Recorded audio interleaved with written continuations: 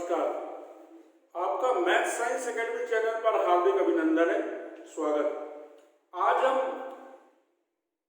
Physics में, भौतिकी में, इलेक्ट्रिसिटी में, विद्युत में गोलीय चालकों स्फेरिकल कंडक्टर्स के बारे में बात करने के लिए उपस्थित हुए। छोटी छोटी महत्वपूर्ण जानकारियां हैं। अपन को गोलीय चालक, जो गोले कहते हैं, गोलीय चालक कितने प्रकार के होते हैं, उनका विभव, उनकी धारिता कैसी होती है, इस पर सब विषय पर चर्चा करने के लिए आज उपस्थित हुए। सबसे पहले आप समझ लें कि गोलीय चालक दो प्रकार के होते हैं। एक होता है खोखला गोलीय चालक, दूसरा होता है ठोस गोलीय चालक।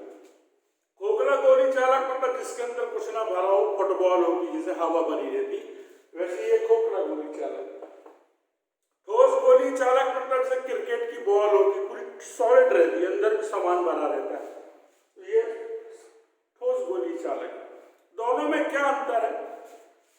खोखले गोलीय चालक को आवेश दोगे आप तो वो आवेश उसकी सतह पर जमा हो जाएगा, वो आवेश उसकी सतह पर जमा हो जाएगा जिसकी केंद्र पर तीव्रता शून्य होगी। ये सुनिए, खोखले गोलीय चालक को यदि आवेश दिया जाता है तो वो उसकी डायरेक्ट जाके सतह पर जमा होता है। केंद्र पर अंदर तीव्रता कितनी होती है विद्युत क्षेत्र की? शून्य होती है। दूसरी बात, इसमें जो विद्युत बल रेखाएं हैं वो स्पर्श रैखिक होती है, स्पर्श रेखा की दिशा में होती है, ऐसी चलती है, ऐसी स्पर्श रेखा की दिशा में होती है।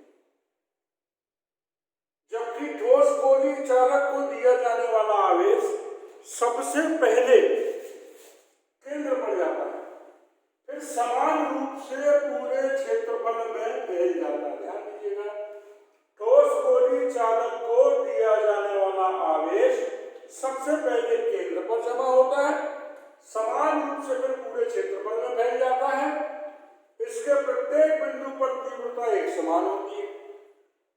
दूसरी बात, इसमें विद्युत बल रेखाएं केंद्र से परिधि की ओर, केंद्र से परिधि की ओर होती है, मतलब इस पृष्ठ के लंबवत होती है। यहां पर स्पर्श रैखिक थी, यहां केंद्र पर तीव्रता शून्य थी, यहां पर केंद्र पर विद्युत क्षेत्र की तीव्रता सबसे अधिक होती है। ये ठोस और खोखले गोलीय चालक का मुख्य अंतर है। जल्दी से शॉर्ट में दोनों में अंतर बता दूं। खोखले गोलीय चालक को दिया गया आवेश उसकी सतह पर जमा होता है, ठोस गोलीय चालक को दिया गया आवेश सबसे पहले केंद्र पर जमा होता है, फिर समान रूप से पूरे क्षेत्रफल में फैल जाता है। खोखले गोलीय चालक को दिया गया आवेश उसकी बाहरी सतह पर जमा होता है। इस ठोस गोलीय चालक के केंद्र पर विद्युत क्षेत्र की तीव्रता सर्वाधिक होती है। खोखले गोलीय चालक में केंद्र पर विद्युत क्षेत्र की तीव्रता शून्य होती है। इसमें स्पर्श रेखीय बल रेखाएं चलती हैं। इसमें केंद्र से परिधि की ओर यानी पृष्ठ के लंबवत बल रेखाएं चलती हैं। अब इससे जुड़ी हुई चीज जो मैं बता रहा हूं, विलिखित पृथक गोलीय चालक की धारिता। हमको गोलीय चालक की धारिता यानी ग्रहण करने की क्षमता, कितना आवेश, कितना विद्युत धारा वो अपने में समाहित कर सकती है, वो धारिता कहलाता है। तो हम capacitance of an isolated spherical conductor ये पढ़ रहे हैं। हम ये पूर्व में पढ़ चुके हैं कि किसी भी गोलीय पृष्ठ पर बिंदु, किसी भी बिंदु पर अगर आपको विभव निकालना है तो वो विभव आवेश के समानुपाती और उसकी त्रिज्या के व्युत्क्रमानुपाती होता है। मान लीजिए किसी गोलीय चालक की त्रिज्या r है, आपने इसको q आवेश दिया। q आवेश देने पर r त्रिज्या के इस चालक का विभव v हो गया। पहले आवेश नहीं दिया था तो विभव शून्य था। जब आपने q आवेश दिया तो इस चालक का विभव बढ़कर v हो गया। इस चालक की जो धारिता है वो c है। तो r त्रिज्या के गोलीय चालक जिसकी धारिता C थी, जब हमने इसको Q आवेश दिया तो इसका विभव न्यूनतम से बढ़कर V हो गया। तो गोलीय चालक के लिए पृष्ठ पर किसी भी बिंदु पर विभव जो है वो Q/R के बराबर होता है, यानी विभव आवेश के समानुपाती और त्रिज्या के व्युत्क्रमानुपाती होता है। ऐसा है, इनको मिला दिया तो यह हो गया V समानुपाती Q/R। ठीक है। दूसरा, गोलीय चालक की धारिता, किसी भी चालक की धारिता, चाहे गोलीय हो चाहे कोई सा भी हो, धारिता का सूत्र होता है Q समानुपाती V के है, और समानुपाती का चिन्ह रख करके बराबर का चिन्ह लगाओगे, जो नियतांक रखोगे उसको धारिता कहेंगे। ये चाहे किसी भी प्रकार का चालक हो, किसी भी प्रकार का संधारित्र हो, कहीं भी जीवन भर पढ़ना हो, धारिता का एक ही सूत्र है, वो है Q बराबर CV। आवेश विभव के समानुपाती है, जितना आवेश दोगे उतना विभव बढ़ेगा। समानुपाती के चिन्ह को रख करके बराबर का चिन्ह लगाया, जो नियतांक रखा वो धारिता कहलाता है। तो ये सूत्र Q बराबर CV है, ये तो पुख्ता सूत्र है। अगर हम इस V को नीचे ले गए तो C बराबर आ गया Q/V। हमने इसको दो पद्धति में हल किया है, ध्यान दीजिएगा, हमने इसको दो पद्धति में हल किया है। पहला ये सामान्य रूप से हल कर दिया, फिर मैंने MKS में हल करके थोड़ा सा समझाने का प्रयास किया है। अगली बार से दो खंड बना के दोनों से समझाने की कोशिश करेंगे। अगर आप देखें समीकरण 2 से और 1 में, यहां आप देखें V बराबर Q/R है, तो आप V का मान Q/R यहां रख सकते हैं, यानी समीकरण 2 से समीकरण 1 में मान भरने पर, उल्टा लिख दिया हमने, समीकरण 1 से समीकरण 2 में मान भरने पर, तो C बराबर Q/V, तो V की जगह आप लिख सकते हैं Q/R। तो आपने यहां पर लिख दिया V की जगह पर Q/R, बटे का R ऊपर चला गया, तो Q गुणित R, नीचे बचा Q, Q से Q कट गया, तो C बराबर R, यानी गोलीय चालक की धारिता चालक की त्रिज्या के बराबर होती है। मान लीजिए यही प्रश्न हमको MKS पद्धति में हल करने आ जाता, तो हम V बराबर Q/R जो है, हमने अभी आपको बताया ना, विभव Q के समानुपाती, ठीक है ना, और R के व्युत्क्रमानुपाती। हमने इसको मिला दिया तो समानुपाती वाला ऊपर, व्युत्क्रमानुपाती वाला नीचे। इस चिन्ह को रख करके बराबर का चिन्ह लगाया तो नियतांक रखा 1/4 पाई एप्सिलॉन 0K, ये नियतांक है, और इसके बाद Q/R, यानी V बराबर Q/R की जगह लिखा है 1/4 pi epsilon 0K into Q/R।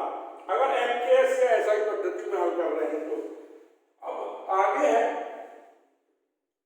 C बराबर तो Q/V होता है, ये तो वैसे का वैसे है। वही विधि अपनाना है कि आपको समीकरण 2 से 1 में मान भर देना है, समीकरण 2 से 1 में नहीं, समीकरण 1 से 2 में मान भरना है। इस समीकरण 1 से समीकरण 2 में मान भर दो, यानी आप V की जगह पर C बराबर लिखा, ये Q तो है, इस V की जगह पर आपने ये लिख दिया। अब आप देखिए जो नीचे होगा ये दोनों ऊपर चले जाएंगे, तो Q into 4 pi epsilon 0K into R ऊपर और Q और 1 नीचे, ये Q से Q कट गया, तो C बराबर आ गया 4 पाई एप्सिलॉन 0K R। ये आ गया। वायु या निर्वात में K यानी परावैद्युतांक, ये होता है 1। जब K 1 हो गया तो C बराबर हो गया 4 पाई एप्सिलॉन 0 इंटू R। ये एक नियतांक है। हमारा निष्कर्ष तो यही निकल गया कि गोलीय चालक की धारिता चालक की त्रिज्या के बराबर होती है, का मतलब चालक त्रिज्या कम होगी मतलब छोटा, और चालक की त्रिज्या ज्यादा है मतलब बड़ा। और आप बोल रहे हो C बराबर